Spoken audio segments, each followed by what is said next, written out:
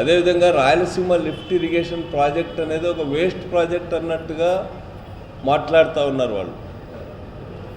ఈరోజు పయ్యావుల కేసు ఇంకొక అడుగు ముందుకేసి రాయలసీమ లిఫ్ట్ ఇరిగేషన్ ప్రాజెక్ట్ అది థెఫ్ట్ ఇరిగేషన్ ప్రాజెక్ట్ అనే మాట మాట్లాడినాడు.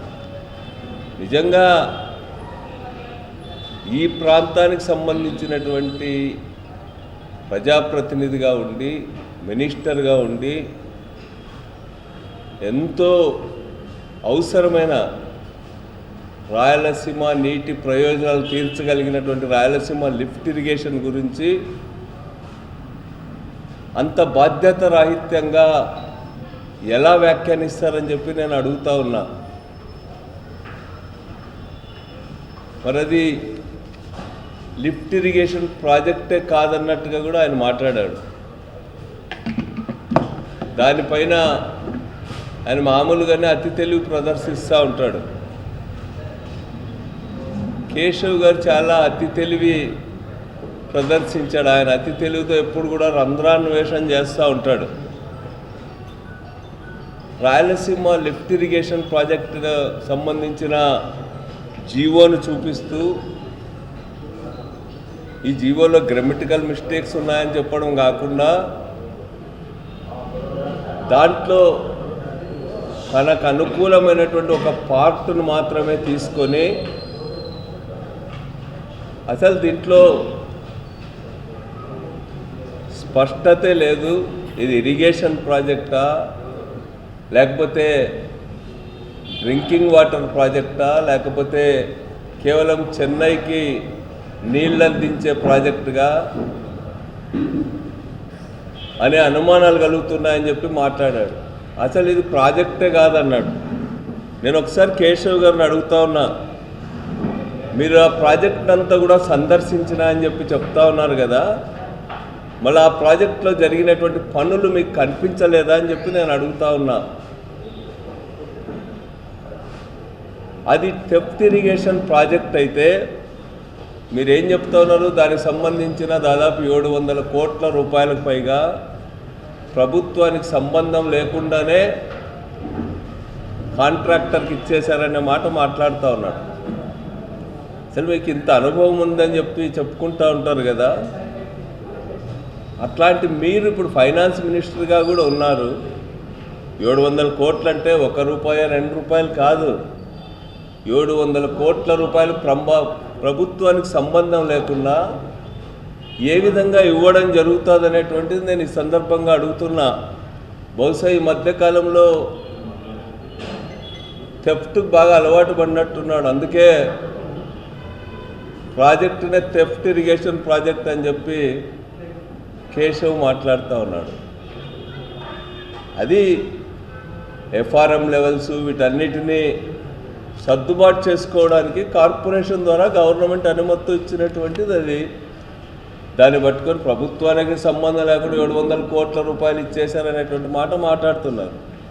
మరి థెఫ్ట్ ఇరిగేషన్ ప్రాజెక్ట్ అని మీరు అన్నారు కదా, మీరు ఫైనాన్స్ మినిస్టర్ అయిన తర్వాత ఈ ప్రాజెక్టుకి మీరు 190 కోట్ల రూపాయలు ఇచ్చింది వాస్తవం కాదా అని నేను అడుగుతా ఉన్నా.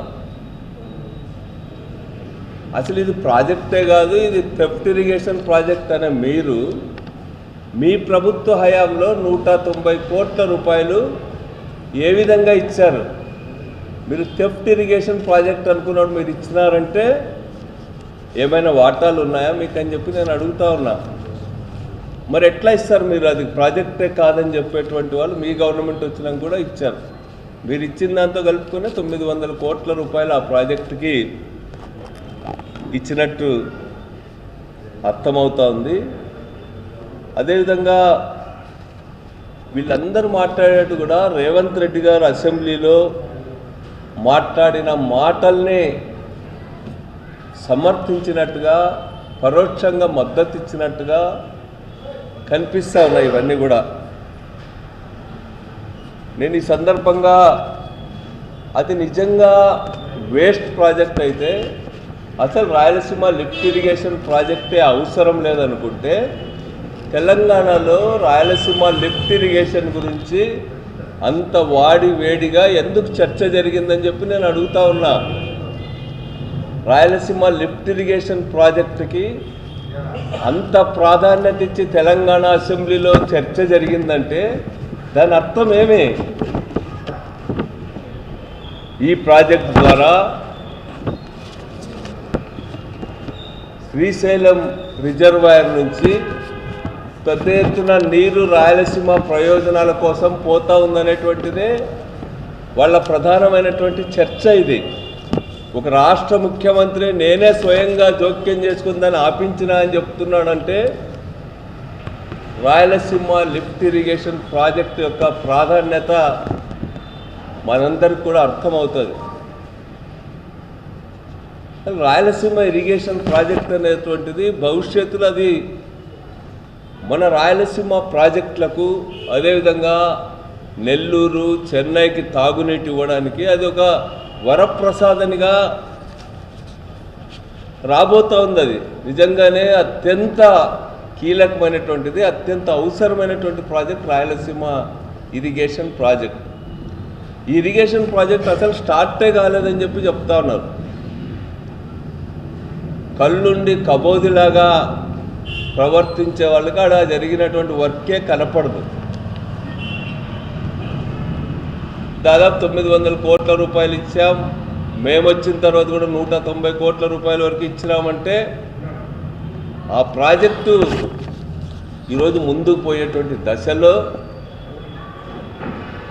తెలుగుదేశం పార్టీకి సంబంధించిన తెలంగాణ వారితో కోర్టులో కేసు వేయించి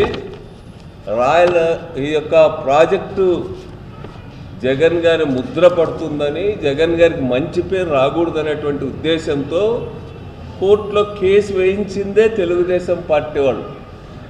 ఆ రోజే మేము చెప్పాం టీడీపీకి సంబంధించిన వాళ్ళతో రాయలసీమ లిఫ్ట్ ఇరిగేషన్ పైన వాళ్ళు అక్కడ కేసు వేయించినారు పర్యావరణ దీనికి సంబంధించినటువంటి దాంట్లో అనేది మేము ఆ రోజే చెప్పినాం.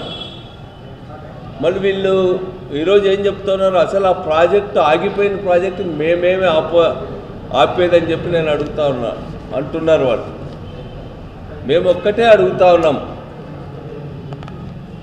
మీరెందుకు మీ వల్లనే అది ముందుకు పోలా?